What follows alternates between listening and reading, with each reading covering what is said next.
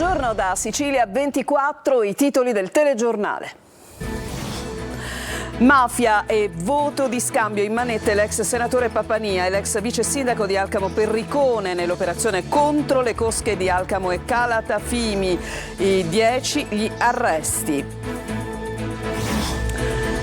La crisi idrica acqua ogni 7 giorni nell'Ennese, oggi la mobilitazione di cittadini e agricoltori nei pressi della diga Ancipa.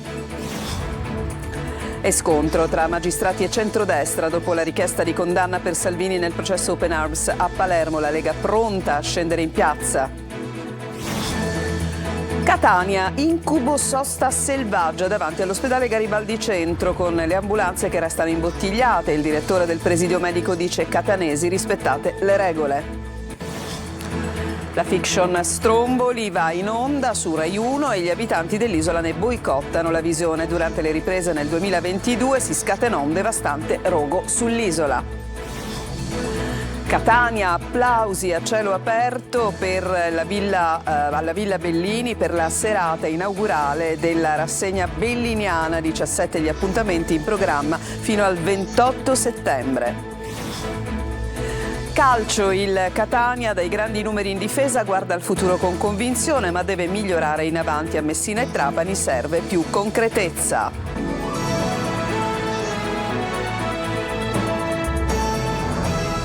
Ancora ben trovati, apriamo il nostro telegiornale con un'operazione della DDA di Trapani. Perché? Perché c'è anche il coinvolgimento di un ex senatore, l'ex senatore Papania, ma anche l'ex vice sindaco di Alcamo Perricone. È un'operazione contro le cosche di Alcamo e Calatafimi, appunto nel trapanese. Sono anche stati scoperti nuovi capi delle due famiglie mafiose. Ci dice tutto Laura Spanò.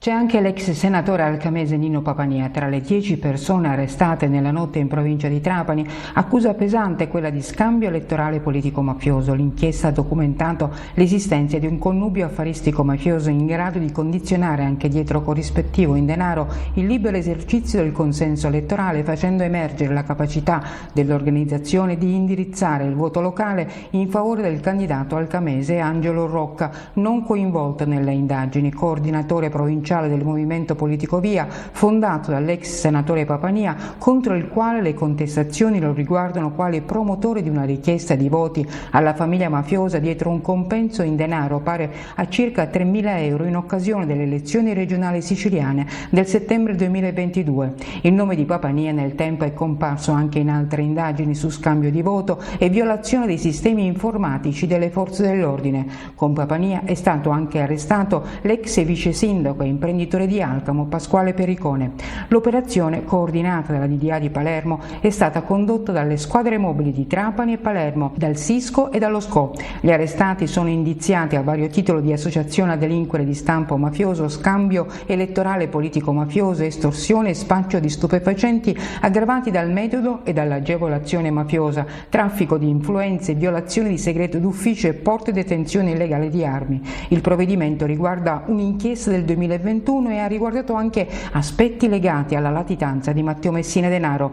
L'indagine avrebbe consentito di documentare gli assetti e il rinnovato dinamismo criminale delle famiglie mafiose di Alcamo e Calatafimi dopo l'arresto di numerosi esponenti storicamente al vertice delle stesse cosche. Nel tentativo di colmare il vuoto creatosi, la famiglia mafiosa alcamese avrebbe individuato il nuovo vertice in un pregiudicato locale che avrebbe esercitato la reggenza valendosi di numerosi sodali.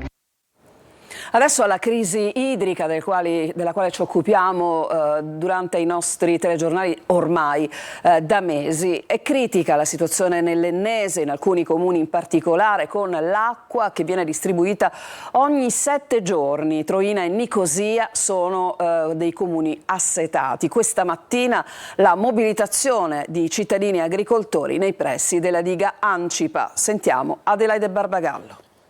La Regione, lo Stato, il gestore ci devono dare soluzioni alternative perché rischiamo di restare ad acqua zero. Turni dell'acqua non più ogni 4 ma ogni 7 giorni. Nuova protesta di sindaci, agricoltori e cittadini dei comuni che dipendono dall'acqua raccolta nell'invaso dell'Ancipa per il loro servizio idrico. Il disagio che vivono da tempo Troina, Nicosia ed altre comunità diventa insostenibile, affermano i manifestanti. Oggi la mobilitazione nei pressi dell'impianto di potabilizzazione dell'acqua in contrada Calamaro. Abbiamo pensato a fonti alternative senza avendo le autorizzazioni per poterlo fare come sindaci, quindi assumendoci anche responsabilità aggiuntive, ma lo facciamo perché siamo a tutela del nostro territorio e quindi ora lo Stato, la Regione, il gestore non ci possono lasciare, scusate l'espressione forte in un'intervista, con il sedere per terra, sia chiaro. C'è il rischio poi di non sapere cosa raccontare ai nostri cittadini che si aspettano dai sindaci queste risposte e noi invece ce le aspettiamo dal governo regionale, quantomeno dalla cabina di regia.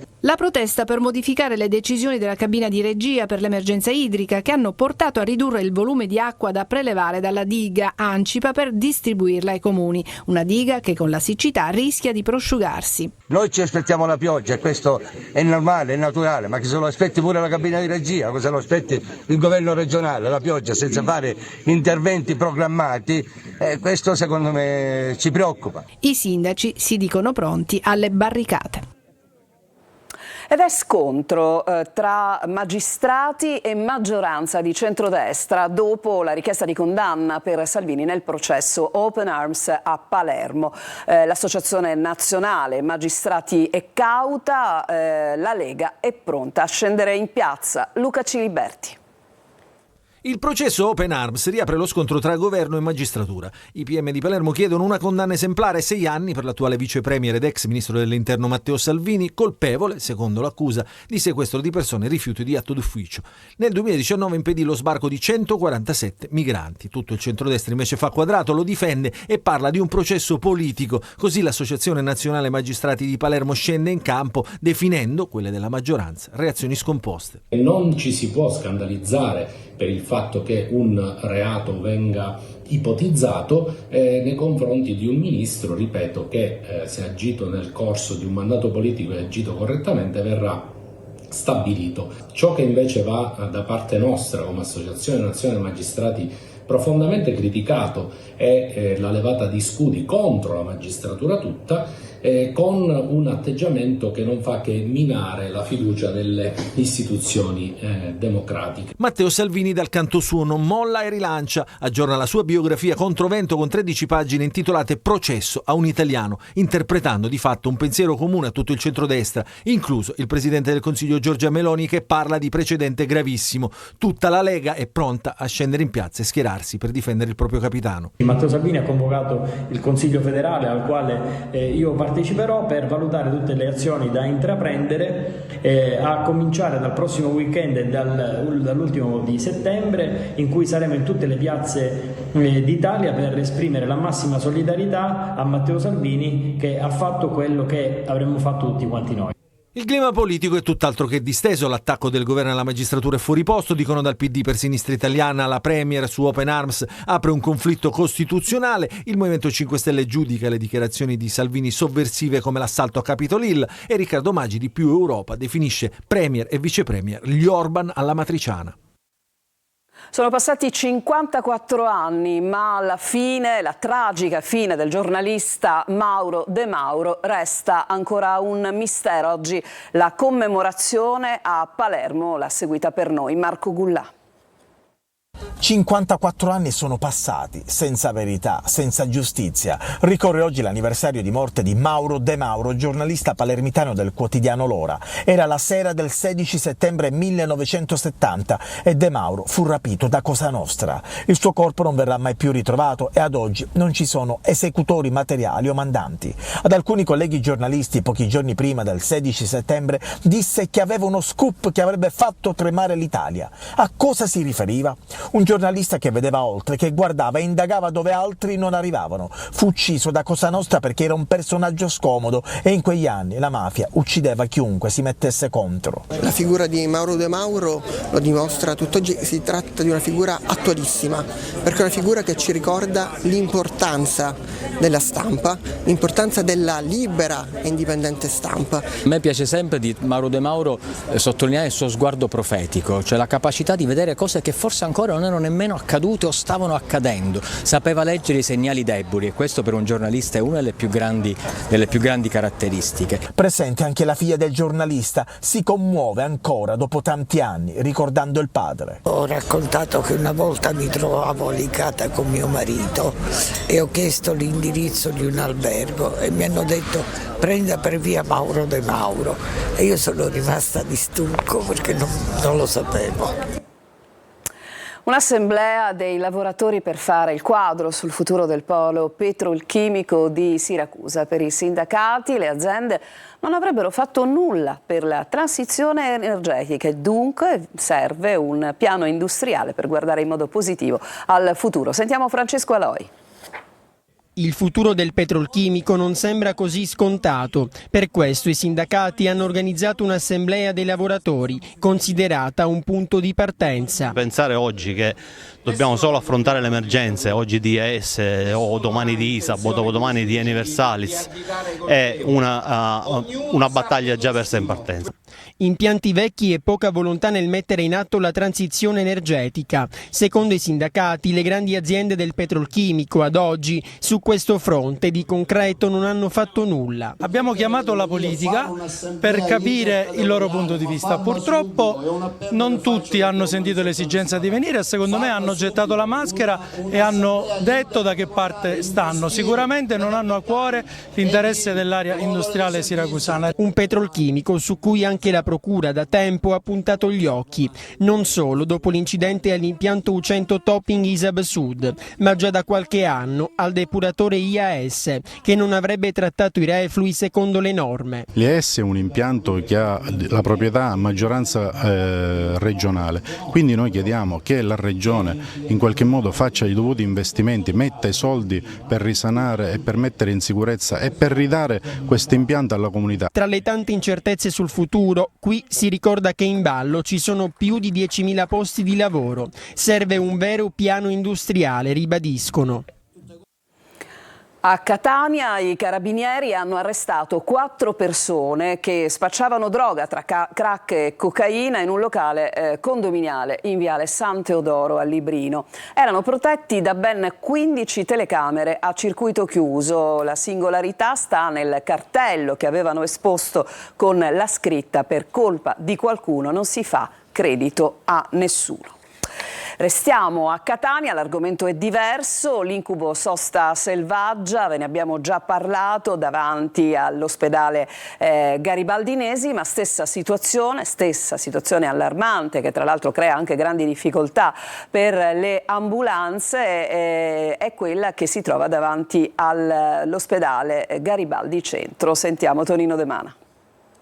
Dalla sosta selvaggia del nuovo Garibaldi di Nesima alla sosta selvaggia del Garibaldi Centro. Da via Palermo a via Fabio Filzi non cambia la sostanza, con le auto in divieto che ostacolano la viabilità, creando intralcio persino le ambulanze che restano imbottigliate nel traffico cittadino. Nelle ore di punta, specie il lunedì per la presenza del mercato settimanale, oltre ad una scuola, diventa quasi un'impresa raggiungere anche il pronto soccorso. Ostacoli su ostacoli rendono difficoltoso il transito, segnali stradali che non vengono rispettati, si fa quasi a gara a violare il codice della strada e con fantasiose motivazioni. Nonostante la presenza delle nostre telecamere, c'è chi si ferma e chiede di lasciare l'auto in divieto per un minutino giusto per prendere il caffè, o chi, non sapendo dove parcheggiare l'auto, pensa di lasciarla sulle strisce pedonali.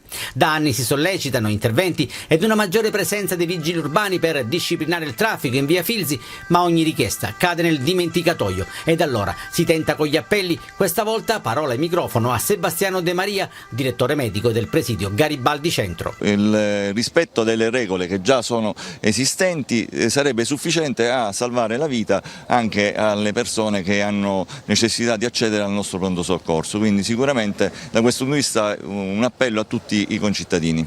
E non va meglio per i pedoni, questa è la situazione in via Mogadiscio, dove rovi e cespugli invadono gran parte del marciapiede, a ridosso sempre dell'ospedale.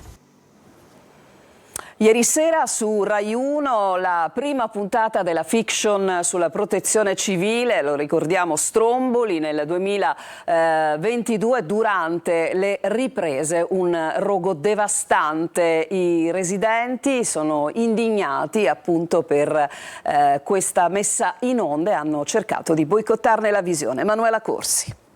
televisori spenti o sintonizzati su altri canali. È la risposta degli abitanti di Stromboli alla messa in onda ieri sera su Rai 1 della prima puntata della fiction Sempre al tuo fianco.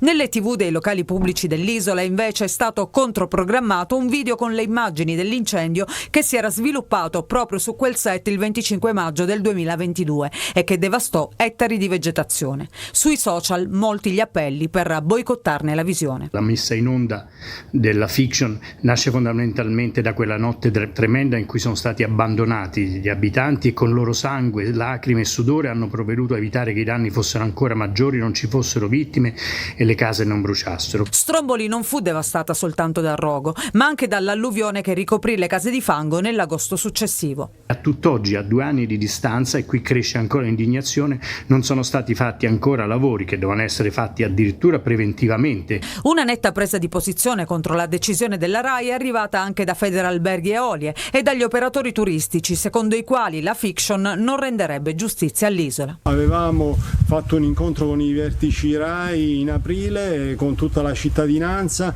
e ci si era espressi tutti all'unanimità negativamente rispetto all'ipotesi di mandare in onda la fiction, che invece ieri è andata in onda regolarmente, proiettando un'immagine dell'isola che non è un'immagine veritiera, un'immagine di precarietà, di terrore, di dramma. Stromboli è ben altro e chi la conosce lo sa bene. Nessuna presa di posizione invece da parte del sindaco Gullo. Adesso ci fermiamo, c'è una pausa, torniamo tra poco per parlarvi della Commissione europea per le migrazioni in visita a Lampedusa.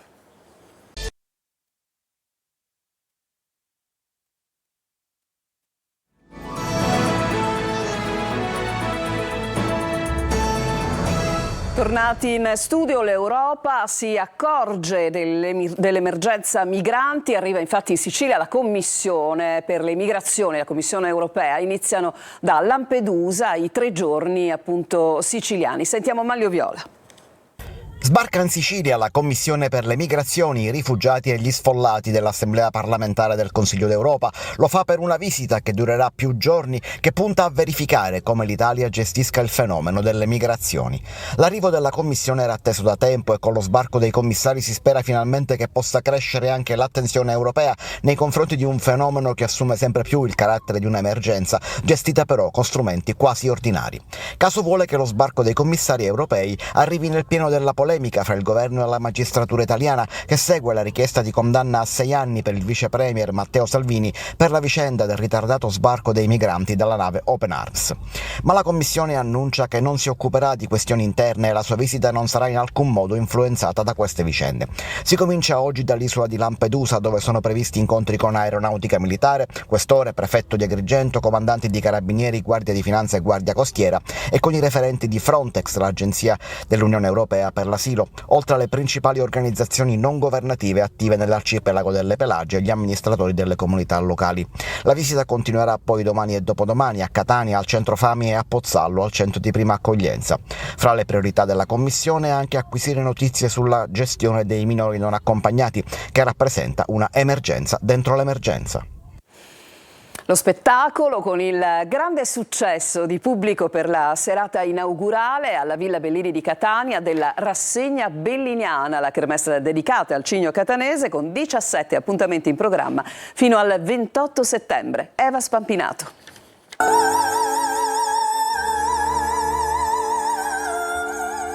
Applausi a scena aperta e il pubblico delle grandi occasioni alla Villa Bellini di Catania per la prima serata della Rassegna Belliniana, che rende omaggio al Cigno Catanese con 17 appuntamenti in luoghi simbolo della città e delle opere di Vincenzo Bellini.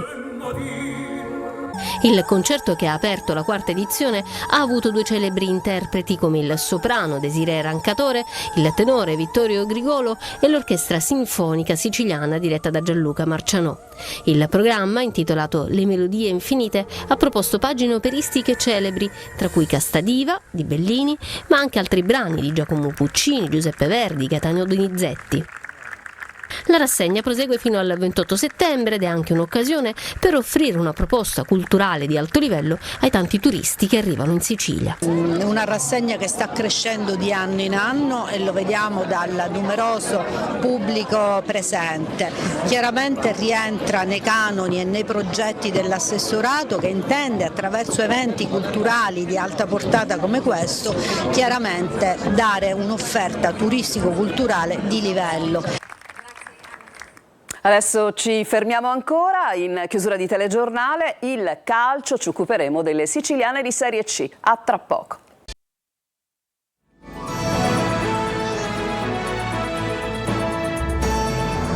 Siamo al calcio, il Catania ha perso la testa della classifica, ma il pari col Picerno regala altre convinzioni, soprattutto per quanto concerne la difesa. Marco Carli. In testa alla classifica adesso c'è il Cerignola, 3-1 il risultato con cui i pugliesi hanno sconfitto il Giuliano, prossimo avversario del Catania, domenica in Campania. Nelle immagini la rete finale di Tascone con relativa papera del portiere Barosi. Rossazzurri dunque non più davanti in graduatoria, ma la partita con il Picerno di sabato scorso ha dato ulteriore dimostrazione di alcune caratteristiche. La convinzione intanto che il Catania abbia una fase difensiva granitica, terza partita con clean sheet per Beters, che di reti finora ne ha subite una sola, l'Eurogol di Afenayan della Juve. Tornando alla gara col Picerno, va detto anche che i lucani hanno numeri importanti in attacco, 7 gol fatti. In queste prime giornate i rossazzurri hanno affrontato squadre che davanti hanno qualità. Oltre il Picerno, il Benevento, secondo in classifica, 8 reti realizzate in campionato, o la Juve 7. A breve toccherà al Cerignola, 9 gol fatti, ma Castellini e soci sembrano non temere nessuno, anche perché la difesa è ben protetta da gente come Sturaro, Di Tacchio prima dell'infortunio, o gli esterni che fanno entrambe le fasi. A proposito, con il Picerno Anastasio ha giocato anche fra i tre dietro, tutto ok per lui. Siamo una squadra matura che il mister durante la settimana ci mette le soluzioni avanti che possono ritrovarsi in partita, quindi vai anche con le idee abbastanza chiare. Toscano dunque ha dato il suo spirito alla squadra e alla difesa con giocatori a disposizione praticamente dal ritiro. Diverso il discorso per l'attacco, finora 4 reti realizzate di cui 3 in una sola partita con la Juve, ma i giocatori sono tutti arrivati nelle fasi finali del mercato, sono reduci da infortuni, vedi D'Andrea. Occorrerà un po' più di pazienza, ma attendere con una difesa solida è già una grande base di partenza. Messina e Trapani sono pronte a ripartire dopo la delusione della quarta giornata. Nel prossimo turno entrambe giocheranno in casa. Sergio Colosi. Il Messina cambia pelle tra casa e trasferta, protagonista imbattuto al Francoscoglio, timido e sempre sconfitto lontano dalla Sicilia. Segnali di una squadra troppo giovane per riuscire a dare continuità ai propri risultati. Crotone segna una tappa in negativo, il Messina crea poco e subisce la pressione rossoblù nei momenti chiave, anche se Modica esalta gli aspetti positivi per trasmettere carica ad un gruppo che venerdì prossimo ospiterà la Casertana. Tanto complimenti ai ragazzi perché hanno dato quello che era in questo momento nelle loro possibilità, dando vita a una partita bella, anche se noi abbiamo purtroppo peccato nel non essere sbarazzini dall'inizio della gara, perché abbiamo regalato 15 minuti dove ci siamo abbassati molto e lì loro hanno trovato il gol. Concretezza è la parola d'ordine in casa Trapani. Le attenuanti del cambio tecnico e di 3 gare su 4 disputate lontano dal provinciale reggono fino a un certo punto in considerazione delle ambizioni del presidente Antonini. A Taranto troppi errori sotto porta per una squadra il cui punto di forza è la fase offensiva. Domenica prossima i Granata riceveranno la visita della Juventus Next Gen.